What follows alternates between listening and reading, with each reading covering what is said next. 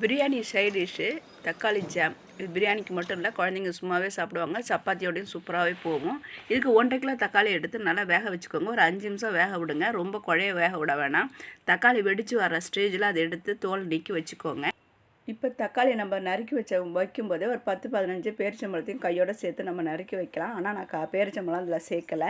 கடைசி ஸ்டேஜில் நம்ம வந்துட்டு வேணும்னாக்கா முந்திரி திராட்சையை கூட அதில் வறுத்து கொட்டிக்கலாம். நான் அதையும் செய்ய போகிறதில்ல, இப்படியே தான் செய்ய போகிறேன். இப்போ அடிகனமான பாத்திரத்தில் 1 டேபிள் ஸ்பூன் அளவுக்கு நெய் ஊற்றிக்கோங்க. 6 பட்டை 6 கிராம்பு இதில் போட்டு தாளிப்பு கொடுத்துட்டு கையோடு அந்த தக்காளியும் போட்டு நல்லா 5 நிமிஷம் கொதிக்க விடுங்க. 5 நிமிஷம் கொதித்த பிறகு நம்ம சர்க்கரை 1/4 கிலோ ரெடி பண்ணி வச்சுருக்கோம், அதை இதில் சேர்த்துடலாம். இதில் புளிப்பும் இருக்கணும், சர்க்கரையோட இனிப்பு தன்மையும் இருக்கணும். அதனால் சர்க்கரை இதில் அதிகமாக சேர்க்க வேண்டாம்.